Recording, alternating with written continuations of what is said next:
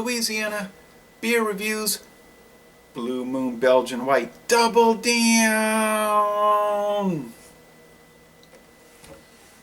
Told you I was going to do a double down. And in this double down, we're looking at a beer that's been on the market for 21 years. Well, it was introduced at Coors Field, home of the Colorado Rockies National League Major League Baseball team, at the Sandlot Brewery, which was just a little smoked brew pub owned by Coors. It's not a separate company, never was. And I've heard people say, well, I know Coors bought Blue Moon. They didn't buy a Blue Moon. Coors created Blue Moon. Okay, I have these Goya Vienna sausages. I bought these at Ideal Market in Fat City, a part of Metairie, Louisiana, a western suburb of New Orleans. This company was founded in 1936 by Don, I can't remember how do you say his name? Don Prudencio Unanue and his wife Carolina. Right, Don Prudencio Unanue. Don. Maybe he was a Spanish noble, really. With that title, they were immigrants to Puerto Rico from Spain, and then they found their way up to Manhattan, and then later they moved into New Jersey. So I have never had Goya, and then Keone Marcus was telling me, you never had Goya? That's at every store. Well, he lives in Southern California, says not around here. Got some Louisiana hot sauce. Best Buy 2020. Bruce Foods, New Iberia, Louisiana. Okay.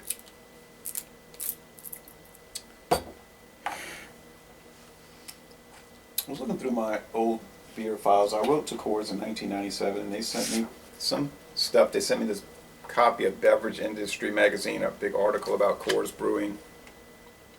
The Company of Coors. Oh, Company of the Year, Coors. Okay, sorry. Barley malting, 664 tanks are used. Now, this is 20 years ago, so I'm sure lots have changed. There's Pete Coors. High culture, growing brands, Miller's Return. Number 2 brewer Miller has had difficult years. Few years leaving room for Coors to make inroads. Well, we know what inroads they made. They merged, and Coors merged with Molson, and Molson-Coors bought the Miller side of it. Deal to be completed by the end of 2016. So that was a very interesting article. And then there was a brochure they sent me, The History of Coors Beer. 125 years of memorabilia. Memorabilia! As Mark Allman sang. All these old Coors things, and can't show you everything. They talk about how they introduced the Coors Light in 1941, but then the war broke out, so they dropped it. Yeah, Coors introduces Coors Light, but it was a casualty of World War II, so they didn't bring it back until 1978. Probably a different recipe, I'm sure, but interesting that Coors Light was introduced in 1941. Let's see if they talk about the Blue Moon line. Cask fresh beer of Korea. Oh, the Sandlot Brewery opens at Coors Field. Blue Moon specialty beers introduced. Oh, okay. And you see a lot of Coors banquet beer advertisements on TV these days. That had kind of died out. Now it's making a strong comeback. Let's see this little mini brochure here. George Killian's Irish Red Lager. Zima. Oh my. Well, Zima is still produced in Japan, believe it or not. Keystone. Oh yes, Blue Moon Brewing Company, an operating unit of Coors Brewing Company. Here's what they say from, I think this was in 2000. Yeah, 2000. I have to four-wheelers. Refreshing, unfiltered Belgian-style wheat ale spiced with fresh coriander and orange peel. Gold medalist. It's won many medals over the years. Packaged in bottles and kegs, and now cans. We know cans today. 171 calories per 12 ounce. 5.4% by volume. That's kind of heavy. Okay, financial information, organization, domestic operations, workforce, cores in the community, domestic and international sales. Did you know? Nice little brochure, thank you. And that's back in the days when you could write to a company on email and they would send you stuff. Now they just say, look at our website. Or we invite you to look at our website. So Blue Moon of Kentucky, there's a keep on shining. It's hazy, it's bubbly. My daughter loves this beer. I think it's okay. I would guess I like it more than I used to. I used to really rag on it, talk about how dull it was.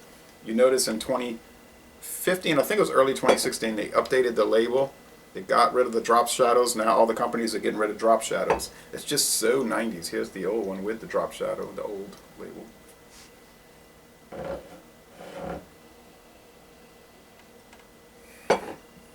I mean, this, you see these beers so commonly everywhere. Calories 168, so it drops slightly. Still 5.4% ABV.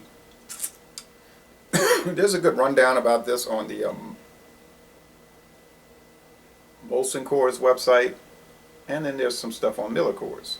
Valencia orange peel. Okay, Keith Villa, that brewmaster there. I would like to visit this brewery. In fact, let's see about these Goya. Put some yellow onion and some hot sauce.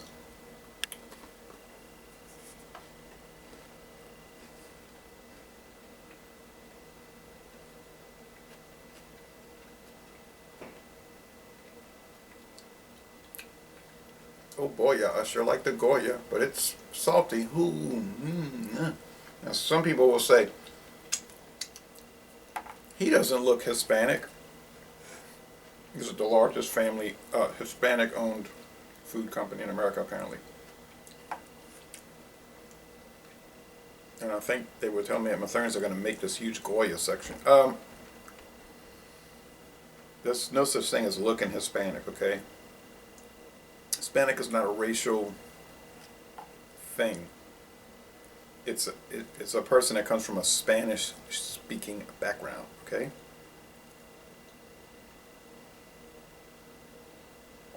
You can be a black Hispanic, pure black race from, say, Equatorial Guinea, okay?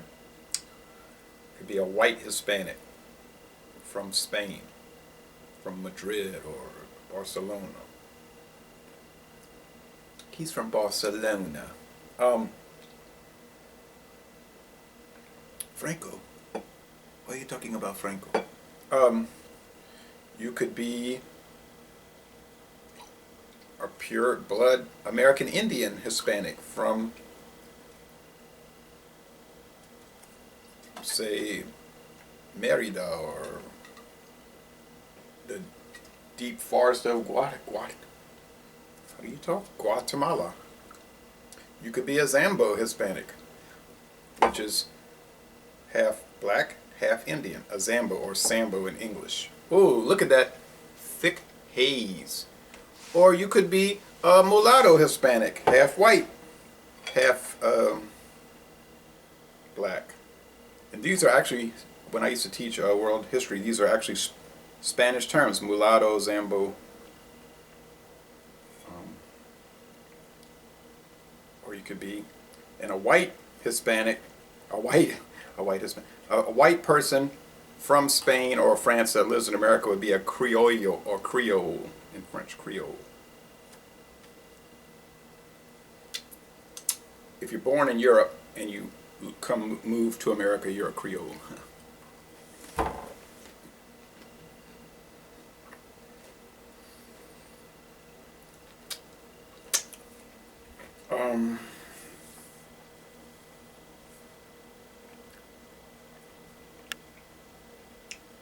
I find these a little too salty.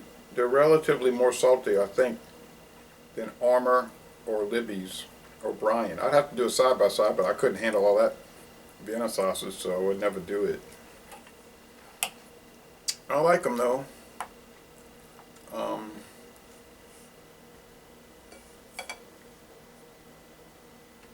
the onions help it. The Blue Moon, oh, I bought that variety pack, and the white IPA, so-called white IPA, more like hoppy wit beer. The Belgian table pills, the honey, summer honey wheat, and this, they're all good. They're not great, wonderful, awesome, exploding, plastic, inevitable, you know, but they're they're fine. I mean, for $14.64 a 12 pack, who can complain? I mean, there's not much aroma. The flavor's just standard sweet white bread and a little background spice and the citrus and the it's sugary. If you don't like bitter beers, you'd love it. And I think that's why it's so popular, because a lot of people, like your mainstream drinkers, don't like bitter. They'll be saying, "Oh, it's bitter," and I'm like, "Oh, try this hop stupid." "Oh no, try this Optimum." "Oh no," and I mean, it's not like they have to like bitter things or hoppy things. I understand, no big deal. They like Blue Moon, it sells. People, I don't ever actually buy it except for wanting to do reviews and having to buy the variety pack actually.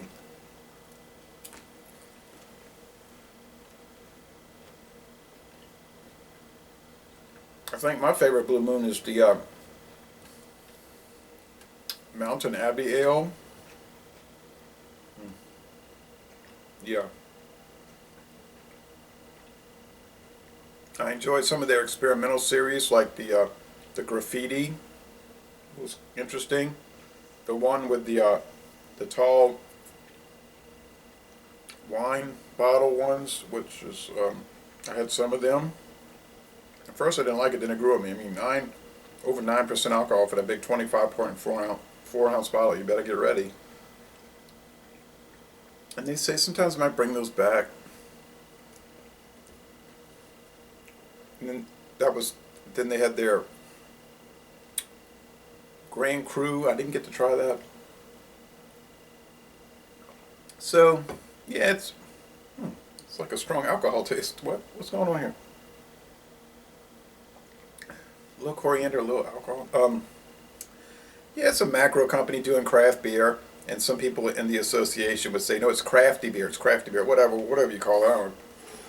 I'm not part of that culture conf. Okay, so if it tastes good and a big company like this makes it, I don't care. I drink it. I mean, this is good. It's more mainstream, but everything don't have to be extreme. Easter do not mean about hats. So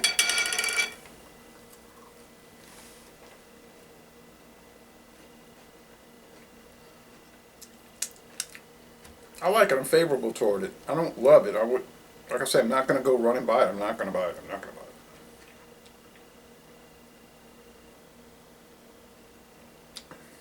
But now, more than, say, 10 years ago, I can recognize its place, its purpose. I don't have, like, certain bad attitudes about crafty beers, as the association calls it, like I used to have, crafty beers.